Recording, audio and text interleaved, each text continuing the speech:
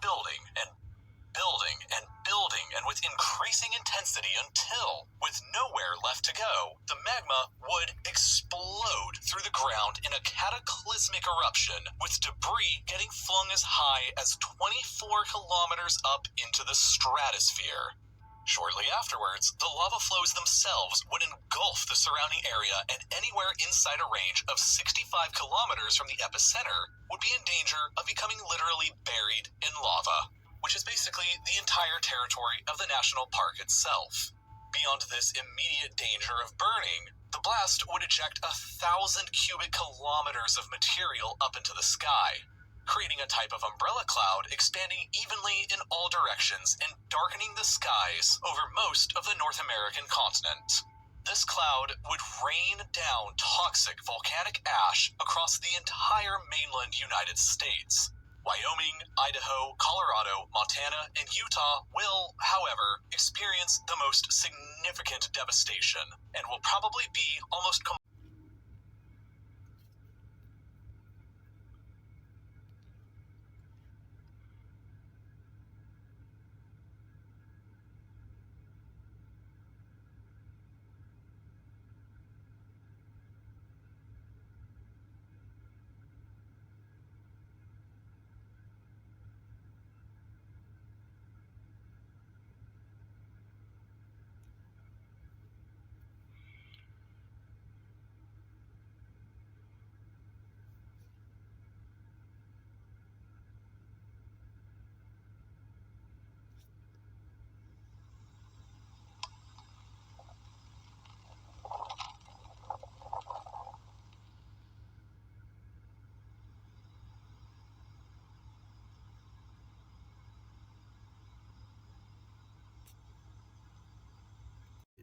Fire and brimstone is a phrase that denotes the punishment of hell. Brimstone meaning a burning rock, such as a burning sulfur. The term fire and brimstone comes from the Bible.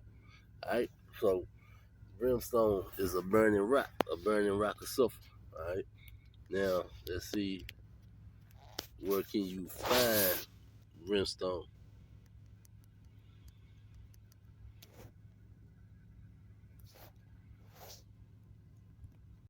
Where can you find brimstone? Brimstone, the biblical name for sulfur, is often found near hot springs and volcanoes. Alright? So that is where you find brimstone. Alright? Now we got a bunch of scriptures that go into brimstone. Alright, so let's just get into the Alright, I want to start off by giving all praises to Yahweh, by Hashem, Yahweh Shah, by Hashem, Rock Kadesh. Double honors to the elders and apostles, great millstone, the top of this truth. Alright, this is listen, I'm gonna bring out I'm gonna call this one the Lake of Fire is already here. Alright. Now, this is not something that great millstone teaches, so I'm gonna separate that right now. You know, um, although it is something that I would never have discovered myself if it wasn't for great millstone teaching. All right, now I'm gonna go down.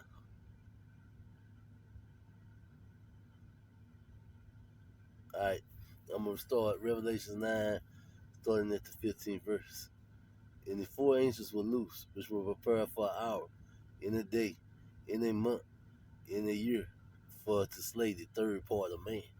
All right, and we know the third part of man is Esau Edom. All right, because you have the sons of God, you know, the Israelite sons of God. Then you got the other nations, and then you got the wicked, which is the Edomites. All right, and the number of the army of the horsemen were 200,000 thousands, and I heard the number of them.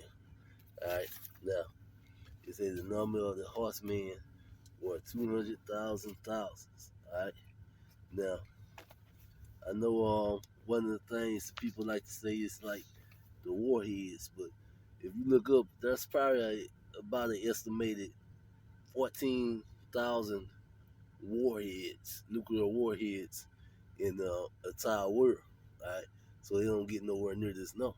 All right, now we're gonna go on a little further, and thus I saw the horses in the vision, and them that sit on them having breastplates of fire and of jasmine and brimstone, and the head of the horses was as the head of lions, and out of their mouths issued fire, smoke, and brimstone.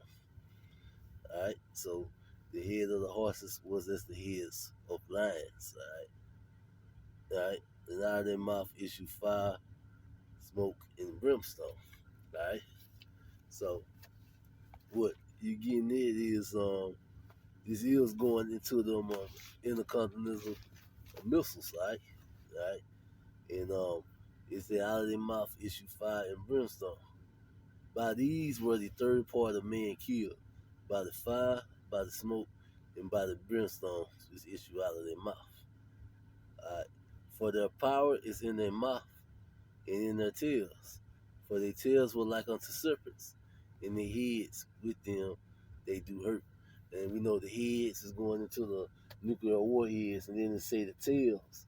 And I believe what that was tails was getting it when a nuke blows off, there's a big explosion, and then there's like a vacuum that sucks in all the radiation and spits it up into the sky, which creates that mushroom cloud, and then the radiation falls down back into the ground. And a lot of times, the fallout will kill actually more people than the actual nuclear explosion itself. All that radiation coming back to the ground. All right, now if we go back up to, and the number of the horsemen were 200,000 thousands, and I heard the number of them. All right, and going out of their mouth and out of their each of fire and brimstone. All right, so let me get this one. All right, that's a little, and let's just look up and see what they got for the word brimstone. All right, brimstone. Strong's G 2306. Thiodes. Thiodes. All right, and this is a brimstone sulfur. All right, so like I was showing in there, brimstone is burning balls of sulfur. All right, now when a nuke hits, depending on where it hits it, it's gonna cause a lot of destruction. The scriptures say the earth is gonna rock to and fro like a drunkard. All right, so when that happens, it's gonna shake up. These volcanoes. Is what I'm feeling in the spirit. This is like pretty much a do the spirit lesson, because the scriptures don't tell you this. This is something that you really either feel in your spirit or you don't, right? And I believe that's why it's so hard for so many people to say this, because this is something that you gotta feel through the spirit. All right, now one thing I'll ask people, if you was a general of a top-ranking nuclear power, and you was to get into it with Babylon the Great, what would you hit first? All right, would it be New York, L.A., Houston, Dallas, Miami, Chicago, Boston, Massachusetts, San Francisco? Would that be what you would hit first? And a military-minded person wouldn't hit none of them. All right. The first things most militaries would go, if they were going to attack a Babylon the Great, would be they would want to hit the 90th base, which is in Colorado, the 91st, which is in North Dakota, and the 341, which is in Montana. All right. And the reason for that, this is where we house the majority of our intercontinental missiles. All right. So your first thought would be to attack the spots where we hold our missiles, so we couldn't shoot none back at them. All right, and just happens that the majority of the place where we keep the majority of our missiles surround the super volcano known as Yellowstone Park. All right, that just happens to be a very big coincidence, right? Kind of like how so much is going on around this part, because like that thingy thing we can't talk about, the enzyme they use for the test, it came out of that park. There's a lot of stuff seems to be centered around this place. So I'm thinking, that is so people that are dialed in spiritually, when we have a little focus towards this location, since so much stuff seems to be taking place at this location here. Now, and that's how I saw the vision and said on them having blessed faith. Jasmine, and that's something I guess I should have looked up, because that stone is what lava from a volcano looks like. All right, and it's a 200,000 thousands. All right, so if a nuke was to blow up and set that off, and it hurls all that rock into the sky, it would be 200,000 thousands easy of burning rocks of sulfur going up into the air and falling down to the ground all over Babylon the Great. All right, so this is really something. It don't go against the scriptures. It seems it just lines up with the scriptures perfectly. All right, for their power is in their mouth and in their tails. For their tails were like unto serpents, and the heads with them they do hurt. All right, so yeah, the nukes. I believe what the scriptures has been telling us. These nukes are going to set off the super volcano over here in Babylon the Great, and the whole world is going to wail because of it, because the whole world is going to be really, really affected by it. Now, let's just type in brimstone, and let's see what scriptures come up. All right, let's go into the lake. All right, Revelations 9. Okay, that's what I just read. All right, Revelations 14. This 10. The same drink of the wine of the wrath of Yahweh, which is poured out without mixture into the cup of his indignation. And he should be tormented with fire and brimstones in the presence of the holy angels, in the presence of the Lamb. All right? And then you go on there, Revelations 19:20. And the beast was taken with him, the false prophet that wrought miracles before him, in which he deceived them that had received the mark of the beast, and them that worship his image. These both were cast alive into the lake of fire, burning with fire and brimstone. All right, and we know America, Babylon, the Great is the head of this beast system. All right, so this would be it getting cast alive into the lake of fire and brimstone. All right, and the devil that deceived them was cast into the lake of fire and brimstone, where the beast and the false prophets are, and should be tormented day and night forever and ever. All right, this lake of fire and brimstone. All right, and like I said, when these things go off, there is literally a lake of fire and brimstone.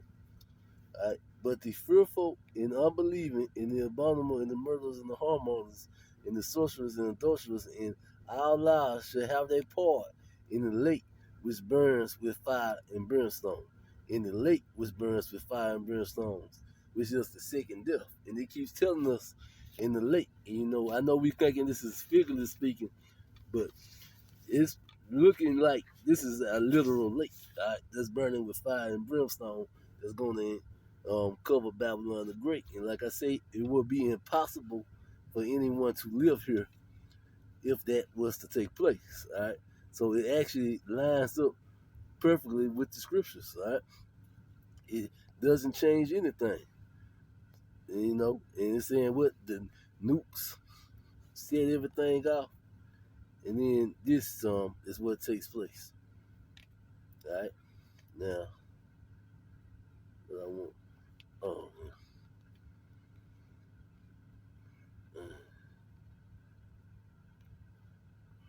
right. And we know that um,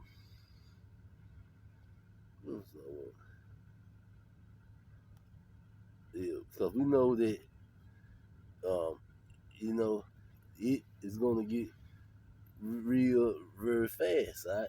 This is Malachi chapter 4, verse 1. For behold, the day cometh that shall burn as an oven, and all the proud, ye and all that do wickedly shall be stubble. And the day cometh shall burn them up, said the Lord of hosts, and it shall leave neither root nor branch. All right. So there ain't gonna be nothing left. All right. Neither root or branch. But unto you that fear my name, said the Son of Righteousness, arise with healing in his wings, and you shall go forth and grow up as calves of the stock. And ye should tread down the wicked, for they shall be ash under the soles of your feet. And in that day I shall do this, said the Lord of hosts. All right, and this is an event that would definitely make them ash up under the soles of your feet. All right, now, all right, let's get to. All right, now I'm gonna show a clip of what happened in the movie Pompeii.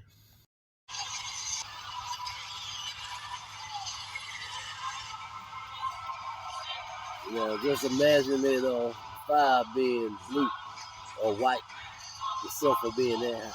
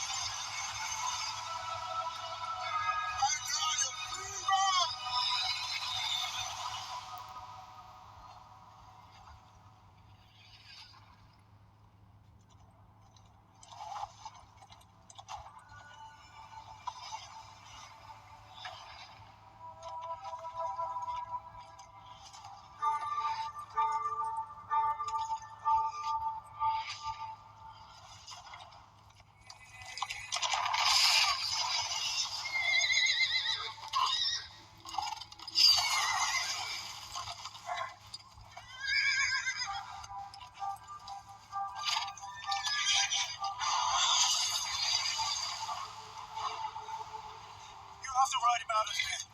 No! He's not fast enough.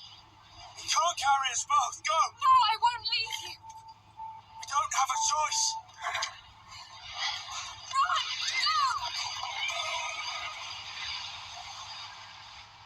I don't want to spend our last moments running.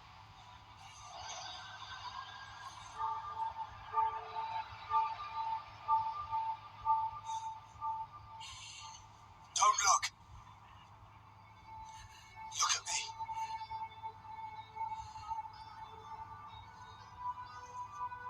Just me.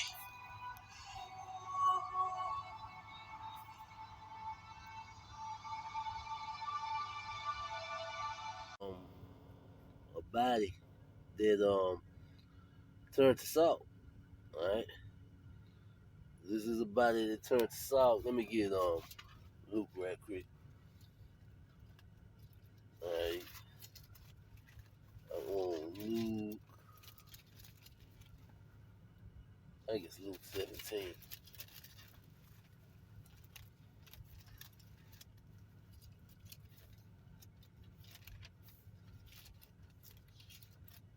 All right, Luke 17. All right, I'm Luke 17 and all right, and I'm gonna start at verse 26. And as it was in the days of Noah, so should it be also in the days of the Son of Man. All right. So he was getting into like how people in Noah time didn't think the flood was gonna come, which was the first death. All right, which is water, the element that brings life. Was the first death. Um, so that's how it was gonna be in our time. The people don't believe that these things are gonna happen. Uh,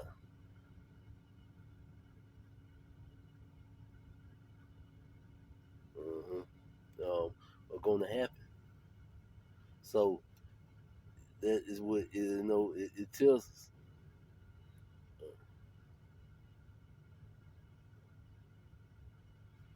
All right. Now they did eat, they did drink, they married wives. They were given in marriage until the day of Noah entered into the ark, and the flood came, destroying them out. So it said this is what happens in that time. Likewise, also, it was in the days of Lot.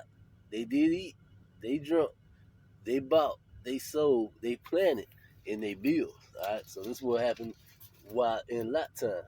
But the same day that Lot went out of Sodom, it rained fire and brimstone from heaven and destroyed them out. Even thus should it be in the day when the Son of Man is revealed. So fire and brimstone is gonna rain again, and we know that a volcano exploding can make fire and well, it does make fire and brimstone rain. All right, so that is just part of a volcano, and as you can see, these people have become statues. All right, they turned to um, salt. Started kind of say, all right. Now this is Genesis, the 19th chapter, and I'm gonna read the oh, all right. I'm gonna start at the 24th verse. The Lord rained upon Sodom and Gomorrah brimstone and fire from the Lord out of heaven, and he overthrew those cities and all the plains and the inhabitants of the cities that which grew upon the ground. But his wife looked back from behind him, and she became a pillar of salt. All right, so and that's pretty much what it's showing these people in Pompeii as the statues. They all became that pillar of salt. All right, and Abraham got up early in the morning to the place where he stood before the Lord. And he looked toward Sodom and Gomorrah, toward all the land of the plains. And behold, lo, the smoke of the country went up as the smoke of a furnace. All right, so just letting you know that is what happened in that time. All right, and now we go over to Jude, and it ain't but one chapter, the 7th verse. Even as Sodom and Gomorrah and the cities about them in like manners, giving themselves over to fornication and going after strange flesh, are set forth as an example of suffering the vengeance of eternal fire. So Sodom and Gomorrah was an example. All right, and you see these little statues these people on became. This is an example And showing the of emotions the of people in Lord's their death throes vengeance, and giving us a real right? human element that we don't get anywhere else. And I think that's And with what it, makes people fascinated by Pompeii. all right, this is right here. It's small collection of brimstone right here on fire, and I just want you to look at how hot it's burning.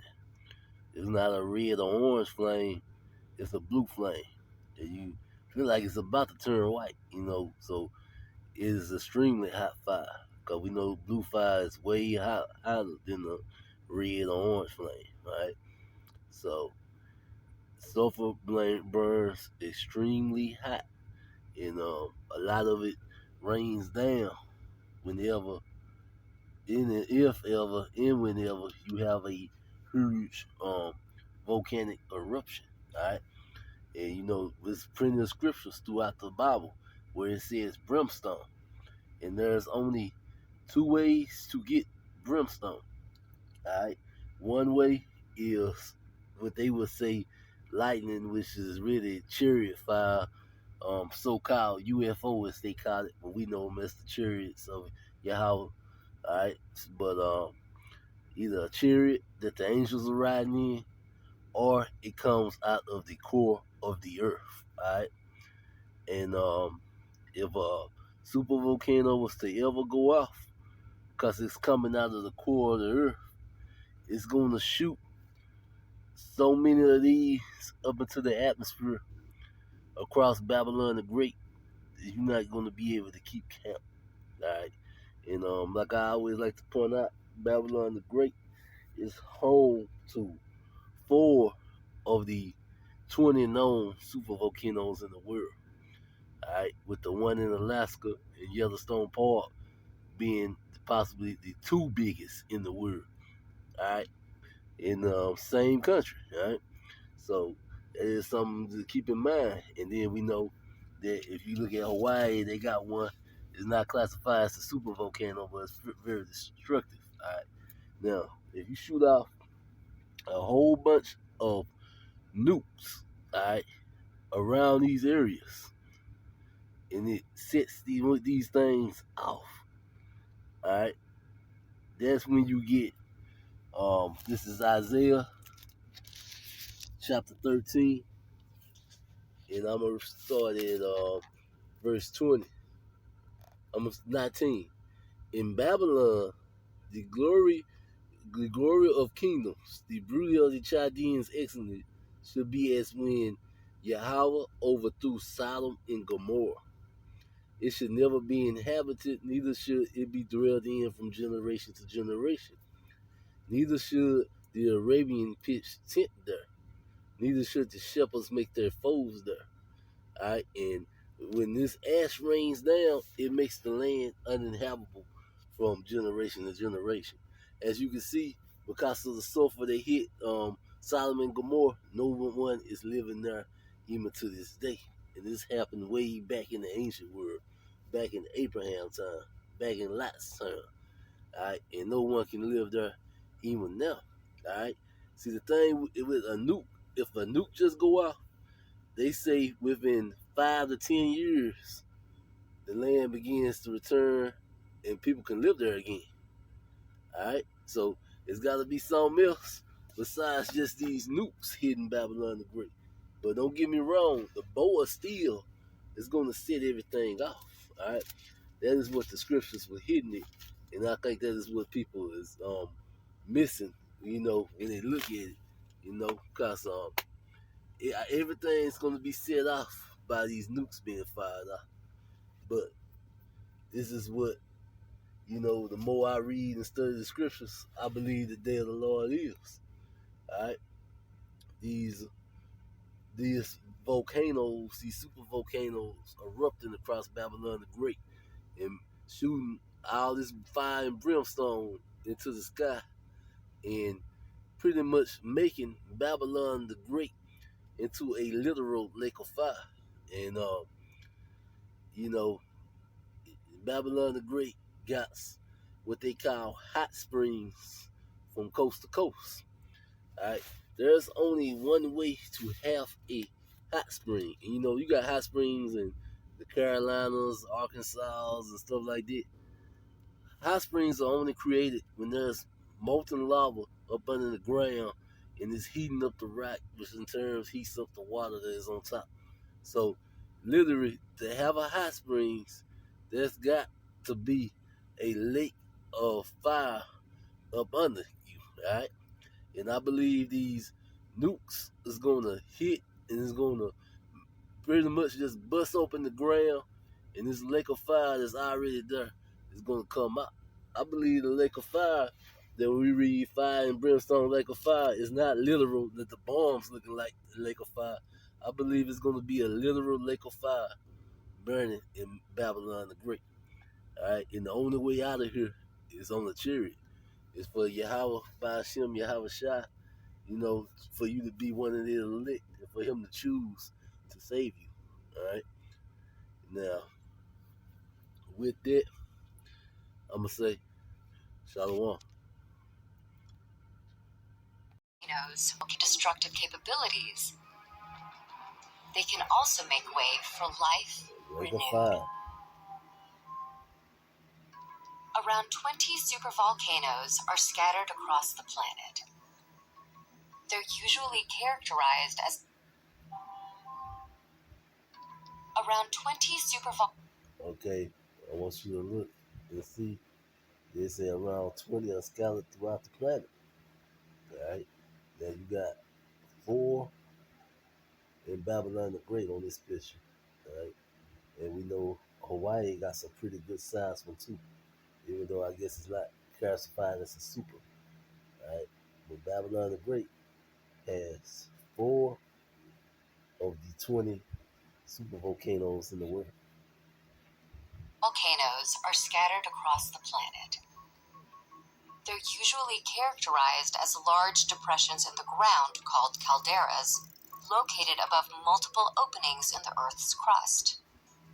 In terms of eruptions, supervolcanoes explode at a magnitude of 8, the highest and most violent classification on the Volcanic Explosivity Index. Supervolcanoes undergo a life cycle of 3 major stages: a surge of trapped magma, a supereruption, and a resurgence. The first stage of a supervolcano's life cycle involves a pocket of magma trapped under the Earth's crust. Called a hotspot, this magma reservoir is fed by a pipeline deep into Earth's molten interior. It grows and builds pressure underground, eventually causing the crust above to be pushed upward. The supervolcano Campi Flegrei on the west coast of Italy has pushed the ground up several times over the past few decades. At one point, within a matter of only 2 years, enough magma accumulated to cause the ground to swell up to 6.5 feet. The next stage of a supervolcano's life cycle is a supereruption. At this point, the buildup of pressure in a magma reservoir hits a critical mass and then explodes, sending over 1,000 cubic kilometers of tephra, or ash and rocky material, into the sky. The most recent supereruption occurred in New Zealand approximately 26,000 years ago. The supervolcano Taupo ejected about 1,100 cubic kilometers of tephra into the air, enough material to constitute nearly 500,000 Great Pyramids of Giza. After a supereruption, the supervolcano undergoes a stage called resurgence. Having dispelled its contents, a supervolcano's magma reservoir collapses and forms a caldera. The Yellowstone caldera in the